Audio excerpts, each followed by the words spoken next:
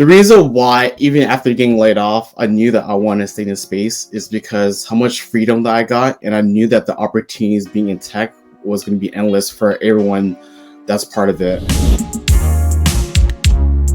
Tech Journey family, what is happening? This is Justin. Listen, we have a very life transformative show for you today. Not just saying that. And I'm going to go out on a limb and say that you're probably going to hear some information in this episode that you probably have never heard before. And yes, I do know that that is a very bold statement. I am not one to really exaggerate things, but just from communicating and speaking with my man, Danny Liu, since we met, it's definitely been extremely insightful for me. So Danny Liu is a community manager. He began his career in tech as a sales development rep. And I want to give you a preview of what Danny is going to be talking with us about. Okay, so he's going to start off talking about his journey from SDR to community manager. And then Danny is going to go into explaining why SDRs have more options than ever. Okay, so traditionally speaking, there was a way of the promotion of SDR just staying in that sales pipeline, but Danny is really going to explain how it can really open the door for other arenas. And also he's going to go into what has helped him in his last 3 years since he's broken into tech. And listen, it's a lot more good things that he's going to also break down. So just stay tuned into the end. Like I'm telling you, like Danny came prepared. So keep in mind, tech family, I did not create this agenda. Danny seriously put his mind, he put his heart and his thought behind this. So without further ado, let's meet Danny. What's up, man? Welcome to the show. How you feeling? So, Justin, thanks for having me, man. I appreciate the opportunity, and shout out to my guy Prince for giving me the opportunity to meet you. Super excited to be here to talk about my journey, and hopefully I can add some value to your community. But this topic has always been something that's dear to my heart. Yeah, super excited. Come on, man. So, well, we can go ahead. We can get straight into it. If you feel comfortable, Danny, if you want to just start off saying a little bit about yourself, kind of what got you into tech, I think that would probably segue into your journey from self-development rep to community manager, but you have the floor. So I spent the first 8 years of my career at Wells Fargo. As a college dropout, this is something that I've always been shy to talk about. But I think as time went on, I started to understand more about myself and know that I'm capable of a lot of things as long as I put my mind to it. Spent 5 years at Wells Fargo at the retail branch level. Thought I was going to be there for the rest of my life, but eventually, back in 2017, I had the opportunity to finally get into corporate. That totally changed my life, Justin. To be able not to wear a seat no more and dress up was like a game changer. So I spent around like 2.5 years under the corporate world at Wells Fargo, and in 2019, I actually hit a plateau where banking wasn't really as fun and as challenging for me as before. Okay. And let me tell you the funny story about this. I still remember to this day. My coworkers and I were in San Francisco working, right? We went to get Phil's coffee, and I will see a bunch of tech bros wearing their Patagonia jacket. I was like, what did these guys do? How come they look so relaxed, like so hipster? I was like, all right, after lunch and after getting coffee, I need to go back and kind of Google what the badges was like. So I guess at that time there was like companies like Lending Club. I know what Uber was in Google. Okay. So this company, these type of companies or the industry is called SaaS or tech. I was like, all right, I need to find a way to get into tech, although I was dressing casually at that time. But one of my close friends who I worked in banking before, he was the first one to break into tech compared to our group of circle. But he started off as a CSM, and then I even tried to apply as a customer success manager, although I had a lot of banking experience, but companies at that time was getting a little more competitive too. So eventually, after like a few months of applying, I actually got my first SDR role at a company. I'm at the first startup that I was at in 2019, around May of 2019. Okay. Yeah. Was that a remote or on-site job when you first landed your job? So 2019 was a little different. A lot of the SDRs, I would say 90% of the time, you have to be in the office. And luckily for Wow. me, I chose a company that was like maybe 25 minutes away from my house, which isn't too bad. And on top of that, it gave me the opportunity to get a lot of exposure on what being in SaaS or tech was. And it blew my Right. mind. I was like, Right. holy crap, this is pretty cool. This is what I did not expect it. So much freedom. I Danny, how old are you, man? am 31. I turned 31 31 now. last November. So yeah, it's been like a few months. And see, and you got in tech before COVID. Wow. Yeah. Okay. All right. Well then, all right. So tell us more then. So your journey now. So now you're, and then for those who are watching, my family, I'm sure you've been doing your homework if you're watching this video by now, because I know how much homework my wife and I did when we were getting into tech. So SaaS, software as a service, is what's being referred to there with SaaS. And so now, yeah. So Danny, so come on, man. So from now you're in tech, you're an SDR. What was that journey like from a promotional level, work ethic, whatever you want to talk about as you journey to where you're at now as a community manager? Yeah, definitely, Justin. So I always knew that I had the work ethic. Throughout my 8 years at Wells Fargo, I never once got written up. I never got fired. But switching from financial services all into SaaS was a whole new, complete different world for me. I would say to be able to learn an actual product and understand that there's multiple departments that's involved, and on top of that, you also need to really understand how to do time management. Like for me, I thought that I knew how to time management. I thought I did well as for my time management, but until I became SDR, where like, so the old metrics was like, hey, you need to do like 100 calls a day. You need to send out 100 emails. You need to be active on LinkedIn. That was overwhelming for me, but at the same time, it wasn't really effective. But I think during my time under the SDRC, it taught me how to get better at my time management. It also taught me how to work cross-functionally well with other departments. Okay. And on top of that, I start to kind of understand more about myself as an individual and what route I want to take after the SDR. I don't think people realize this, Justin, is that how you work with your internal partners is either going to make your success or break your success. Really? This is something that took me years to understand. I think the whole tech world is completely different. It moves pretty fast. If you're not able to adopt things quickly, you're going to be behind of a lot of people. And that's one thing that I struggled with in my first SDR job. I thought I did pretty good, but until I got laid off in 2020, I was like, oh crap, this is pretty eye-opening for me. And that's when I took a step back. And as much as we all do like self-informations, we gotta take a step back in life to kind of figure out like, hey, what are some things that we did wrong? What are some things we did right? And what can we do to continue to improve that? So to answer your question, Justin, I got laid off 10 months after my first SDR job. It killed me. It devastated me just because I did not know what getting laid off was. It was pretty hectic for me. Wow. So you got laid off, and then what was that process? Because obviously you're in tech now and you're a manager. What was that process like going back into tech? Like, what made you want to just not switch directions and just go into another career field? Like, why did you have the tenacity to say, okay, well, I'm gonna just pick myself up, dust it all off, and then get back into tech?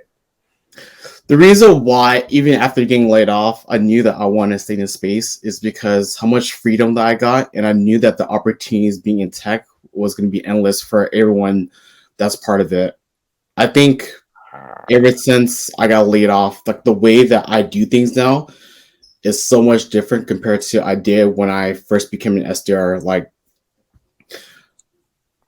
I'm a very fair guy, but at the same time, I understand that no matter what you do, it's still going to be a team sport. I don't care what role you're on. You're an SDR, you're a renewal manager, you're in marketing. As long as you can find a way to really understand, hey, this is what I'm doing right now, but how can I also help the company in different departments to really get where they want to go? And I think that's what made me stand out at my previous company and my current company right now, which is Sendoso.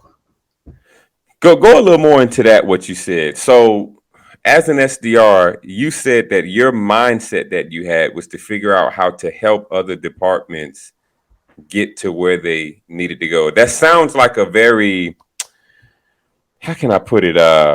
It sounds like community is very big, like in the space, right? And I've been on my SDR job for 1 week. I just completed 1 week, and the community is crazy. Like in terms of how nice people are, how like the camaraderie, the encouragement, the edification, like the willingness to see you advance, just the amount of encouragement that I've experienced from being in the tech space, the not being critical, like being able to actually find the good in you and tactfully figuring out how to get you to the next step of success. From what I've experienced already, just 1 week of being in tech, I'm like, this is like a different world. Like, this is like, wow, man. So it's been good for me so far. Yeah, I think communities is only going to continue to evolve. When I broke into tech and as an SDR, I didn't know what the hell community was. I was like, is this just like another group where people just join and just stay quiet? That was me, and I'm being honest with myself. Until I would say one of the things that changed for me a lot, 2021 was I knew eventually that I wanted to really be more involved with different communities, as in I wanted to network. And I knew that by the end of the day, if you don't have a strong network, it's going to be hard for you to do things that you want to do later on. Like, for example, let's say for you, Justin, right? You are currently working into it. Let's say one day I was like, wait, this role sounds very interesting at Intuit, but I don't have a connection with you. It's going to be so awkward for me. Like, hey, Justin, can you refer when you don't even know who I am? Right. So that's the reason why I try to be join different communities for me to learn from others, network, but to still at the same time add value into it. So that being different, like I'm only in like 2-3 communities, but those 2 to 3 communities has changed my life. I met some wonderful people, and one of my biggest focus this year is to meet them in real life. I'm actually going to meet someone that I've been connected with for like the last year and a half for lunch at the end of this month. He's Nice. like the VP of commercial sales, super awesome guy. So I'm excited. So that's one of my goals this year. Come on, man.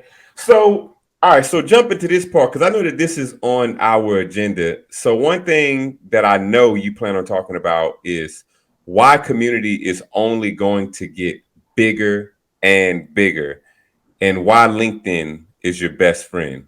If we can just jump to that right now for the audience, like what is your mindset and your heart behind that? Yeah, definitely. So I wanted to talk about community just because now that I'm a community manager, I did not realize how critical communities are. For example, if you are trying to break into tech, right, and you don't have any experience in tech, it's going to be hard for you to really stand out from getting hired. If you're able to join the right community, talk to the right people, Wow. and they see how interactive you are and how hungry you are in the community, they will eventually refer you or even say good things about you, which can lead to different opportunities. That's the way I see it. I think we live in such a small world, Justin, and this is a post that I made early this morning on LinkedIn. Don't burn any bridges. Let's say, for example, you reach out to your person for the community, right, and you ask them to help you out, make sure you thank them. Make sure you let that you appreciate them, and Wow. that thank you goes such a long way, especially when you already put all that work. Don't forget the little things like, hey, thanks Justin for referring me to the job. I appreciate it. Continue to update them. Um, and I bought LinkedIn is because LinkedIn changed my life.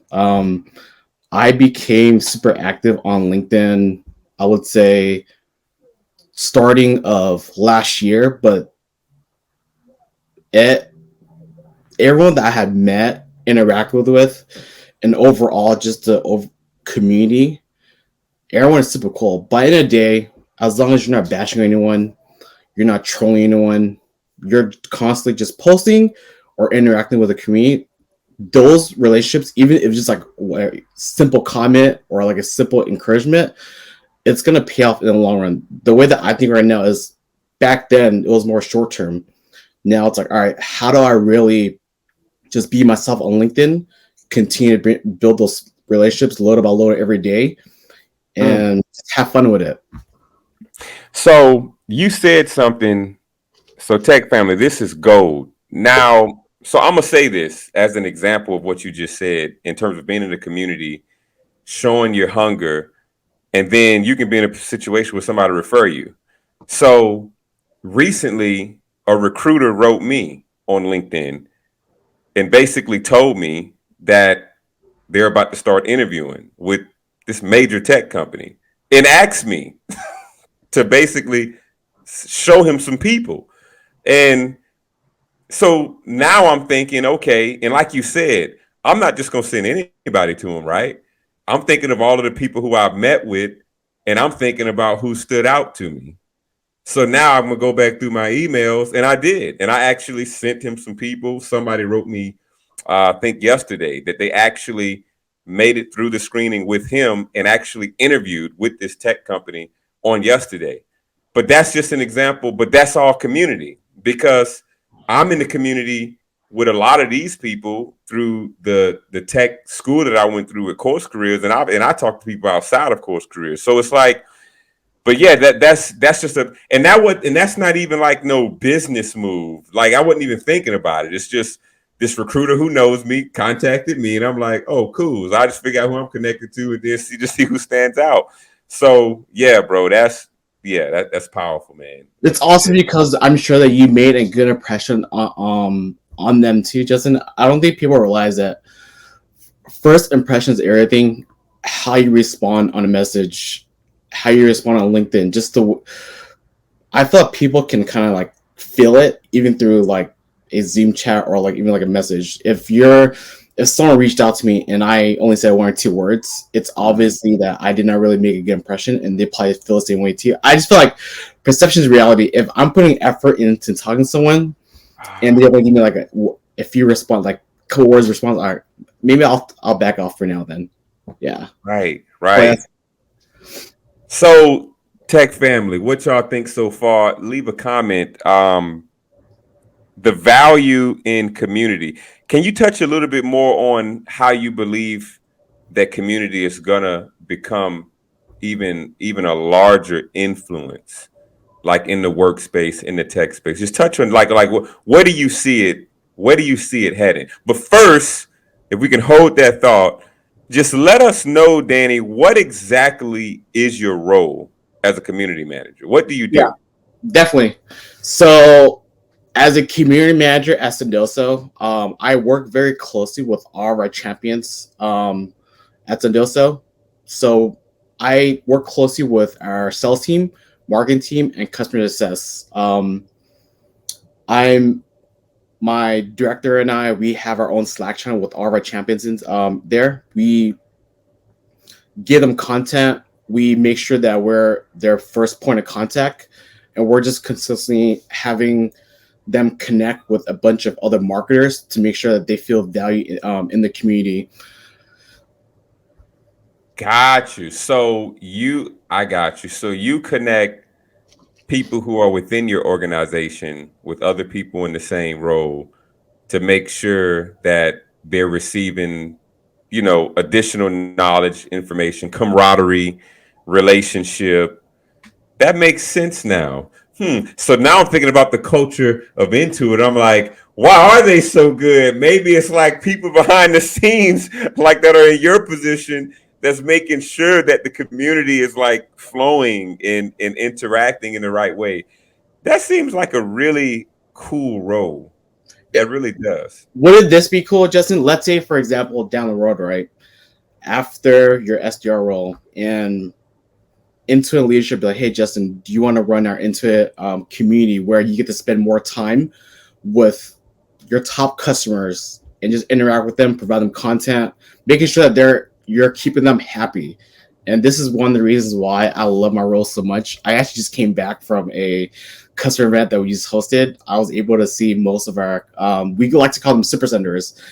They're our top customers and they're the most interactive customers of ours. And it was just so pleasing to see everyone in person just because they knew who my manager and I was. We added tons of value, and to be able to talk to them not on Zoom and on Slack, to be in person, that's the type of environment and energy that I live for. And I love working remote, but at the same time, being able to see our customers in person like once or twice a year is amazing because you can't beat energy. Got it. So you work more with the customers, Danny, but you interact with your internal team from the customer success side, marketing side, and sales side to give the customer even a better experience than what they're Yeah. already experiencing. So right now, under our community, I would say there is around like 400 or 500 customers, and then if we were to add employees too, it'd probably be like another 100. But pretty much these are our 500 customers that we talk to daily. And one of the things that I've been doing recently is I'll reach out to him one on one, be like, "Hey, Justin, like, what's going on? Like, I see that you have really posted too much on the community. Like, what can I do to make your life easier? Are you running through any challenges? What can I do to really help you?" Wow. Come on, man. I love that. So after you let us know how do you see the power of community becoming more influential in the future, after that, if you can, I want you to touch on, like you already planned on, the different arenas that you believe a person who enters into tech as a sales development rep, like what directions can they go in now that maybe weren't as acceptable as they were in the past. But first, if you can just let us know where you see the direction of community heading. Yeah, and this is my 2 cents. I think as with the current situation right now in tech, it's only going to get harder and harder to break into tech. Everyone that is looking to break into tech, they must be in some sort of community. You gotta join the community. You have to be engaged. You also have to make sure that you're interacting with the right people and really just showing your interests and your hunger on why you should be the next SDR at ABC company. Just Wow. because everything is so saturated, where like, what can, let's say for example, there's like 10 people, right? What can Justin do to make sure that he stands out to get someone else's attention where he's asking them to refer them? That's why I see it. There's like Wow. 3 communities that comes on top of my head right now. Rev Genius is gonna be one. Pavilion is gonna be one, and probably my favorite one has to be Thursday Night Sales. Those 3 communities has helped me a lot. I've met a lot of amazing people, and I'm looking forward on continuing to stay in the community. Wow. Now I've heard of Rev Genius. Actually, I think I joined Rev Genius. You know what, Danny? So, Tech Family, if you've seen the interview with Prince, Enterprise Sales Development Rep, my relationship with Danny, it formed through with Prince, and actually, I think I signed up for Rev Genius after I went on Prince's LinkedIn. The power of community, right? And There we this is go. before I officially talked to Prince over Zoom. And I'm just, we had then text and I'm checking him out. I'm like, man, this dude looked like well put together. So I'm like, I want to know what he know, and I saw that and I said Rev Genius. I said, okay, And I remember I went and signed up. Actually, yeah, I have the Slack on my laptop. So, wow. Okay. Understood. It means I'll pay you after then, Justin. Now that I know Please that. do, because I'm in it. I'm in it on the Slack, man. Wow. Very, very valuable. Okay. So now, what are some different avenues that you believe is acceptable for an SDR to move into? Somebody is watching this. They're like, you know what? I kind of can do the sales thing, but I'm not really into the sales thing. I just want to get my foot in the door. What direction can they go in? Yeah, definitely. So I think the traditional way after you become an SDR is you must go into an AE role or SDR leadership role. But I think as time went on and the SDR role continued to evolve, now SDRs has more options than ever. I would say SDR can even get into marketing, customer success, sales ops, or even community too. This is something that I struggled with in the beginning, Justin, when I broke into SaaS, because I've always really, really thought that the only route that I can go to was an AE. But I knew that, actually, I'm going to rephrase it back. I always felt like I was more of like an undercover sales guy, but I want to do something that's more in between, which is the reason why when my manager gave me the opportunity to run the community, I took it in a heartbeat just because I worked with her in the past. And Okay. this is going to be a key part. Just because you're stepping out of an SDR role doesn't mean that you don't have a revenue goal to hit. And I don't think a lot of SDR realize that. You still have a revenue goal to hit. Let's say, for example, there's 4 departments, right? And you're not an SDR, but you're in marketing or customer success or even community. If you don't hit your revenue goal as a team, your job or your department could let go too. And that's the reason why earlier I mentioned the way that I think now, before I got laid off and after I got laid off, it opened my mind a lot more. You have to do a little bit of everything for you to stay well balanced or even get promoted. And that's just my 2 cents from my experience because it has worked for me. So I appreciate you sharing this. So what it sounds like having a healthy, holistic perspective. So you can look at it like this. Okay, well, I don't know if I want to go into tech to be an SDR, and which is fine because there's a lot of different avenues, and you should do your homework to figure out what's best for you. Then it's the other side of the coin. I'm not so much looking at me getting a job as just taking care of me and mine, but really I'm entering into a healthy community of people that all have an objective to reap provision, provide for their family. But at the end of the day, it's about me looking out for the person next to me.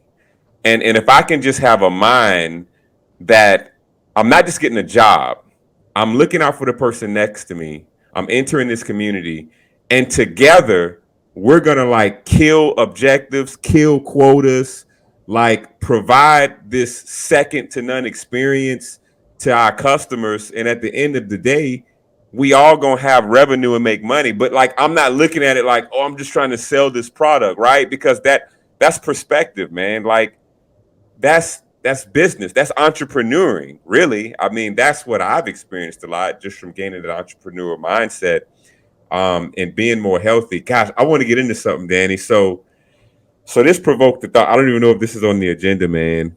But bro, if you don't mind, man, you shared something with me just briefly before we hit record, man, just about how you've learned to think as a person that is more concerned about the person in front of you as opposed to yourself, and just how that relates like to the business world. Like if you can just elaborate on that, like what type of mindset are you referring to have a mindset that I can literally go into the workspace and my primary concern isn't so much how much money I can get. Obviously I'm working for that, but how can I really have a mental shift to where I'm really concerned about solving problems for other people?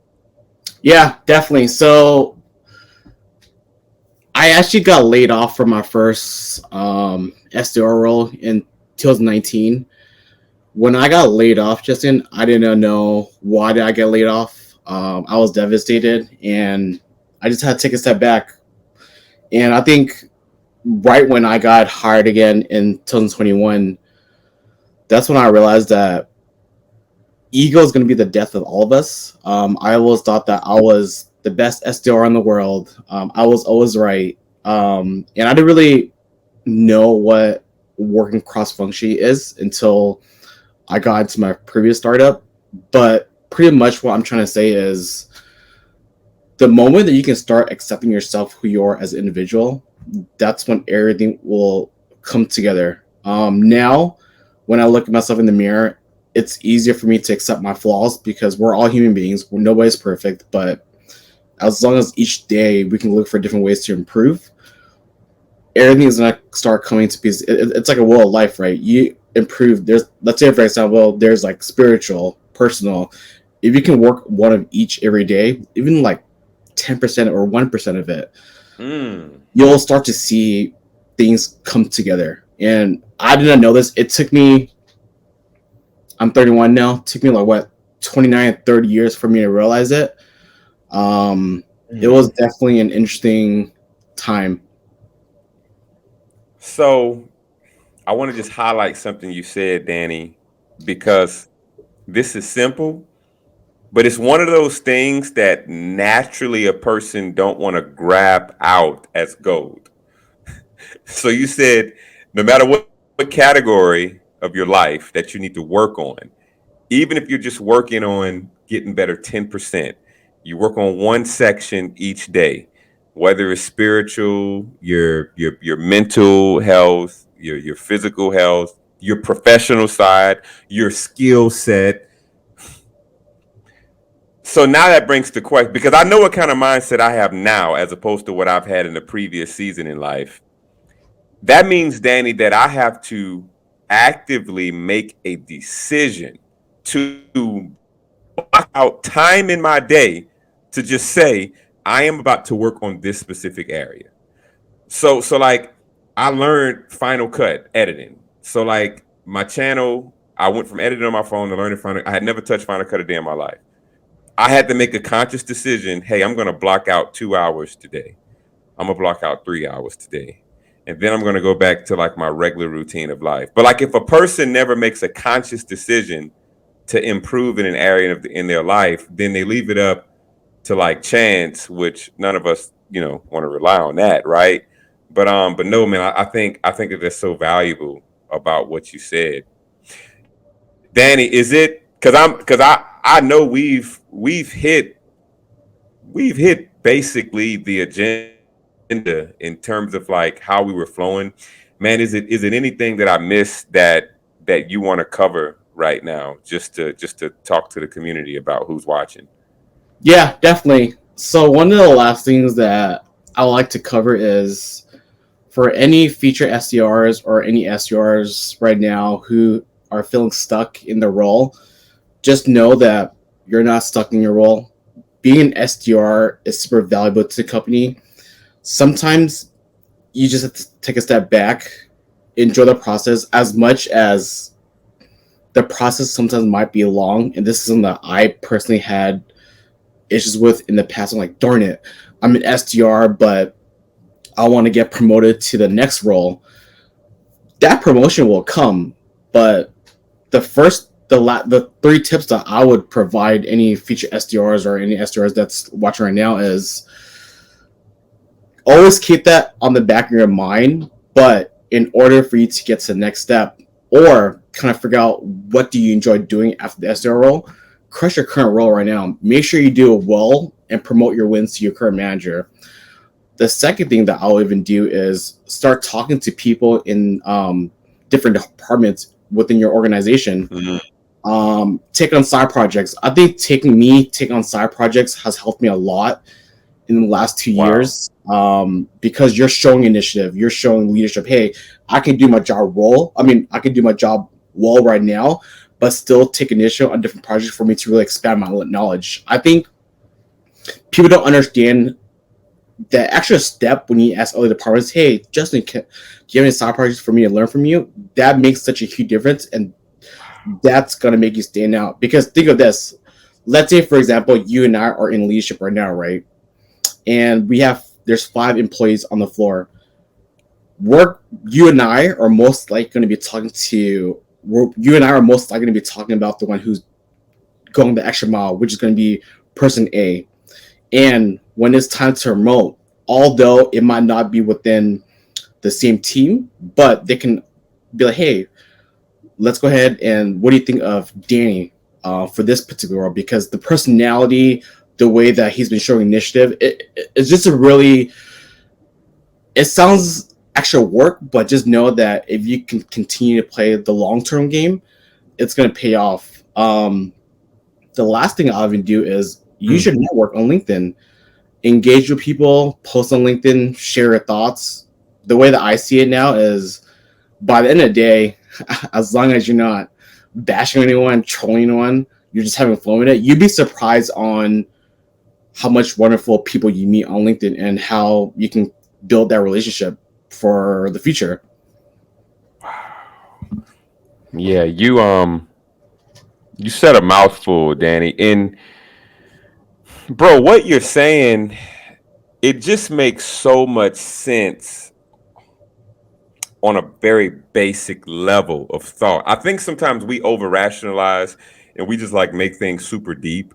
But it's like at the end of the day, if you are someone who are crushing your goals at work, like you said, like you're crushing it, you are taking on side projects to learn, to help the team, you're a more valuable person.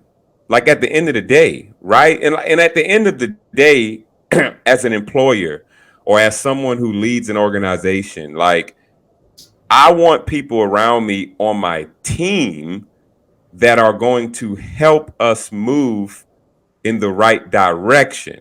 Because at the end of the day, like it's not a daycare. I'm not a babysitter. And I mean that respectfully, meaning I'm not opening up my doors to have someone on payroll, simply so that I can say that I did a good thing for them. I mean, they're on payroll because they're generating revenue for the company. And in return, I will show my gratitude and compensate them well.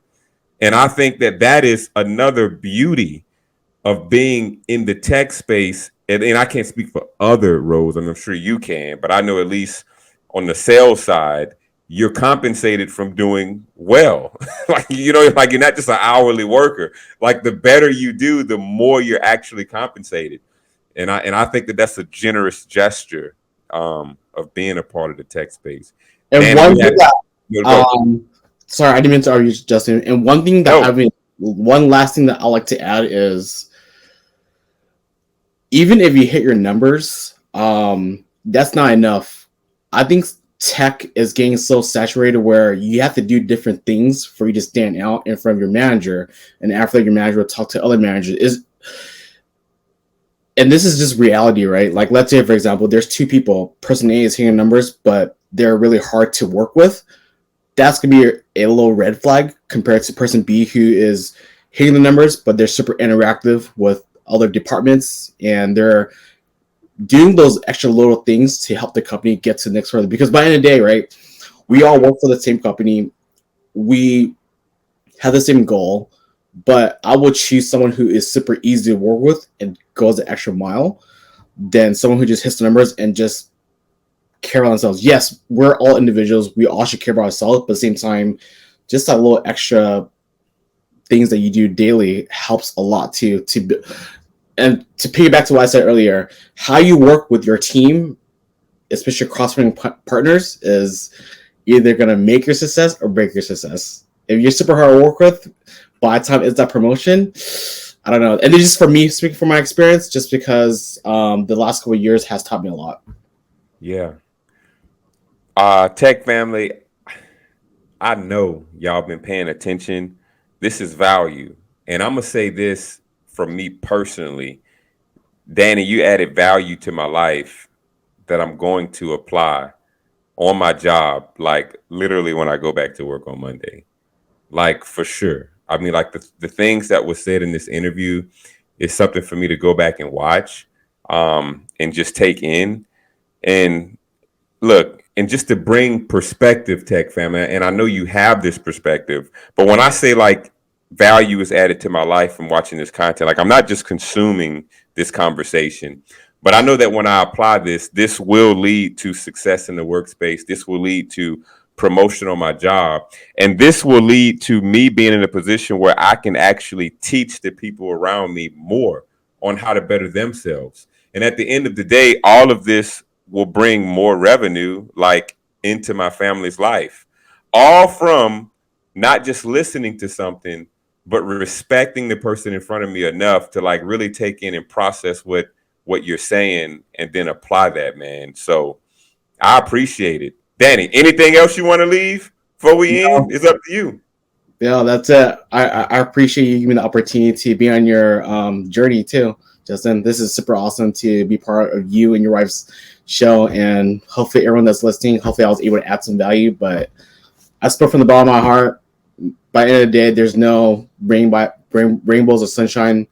All of us go through struggles, but at the same time, it's how you kind of overcome it. And definitely, tech is it's a good spot to be in once you're in. The opportunities are endless. Awesome. Tech family, I'm going to leave Danny Lou's LinkedIn description at the bottom. So, I mean, his LinkedIn link in the description at the bottom of the page. So make sure go connect with him on LinkedIn. Thank y'all so much for tuning in. Subscribe if you have not done so. And we will see you on the next video.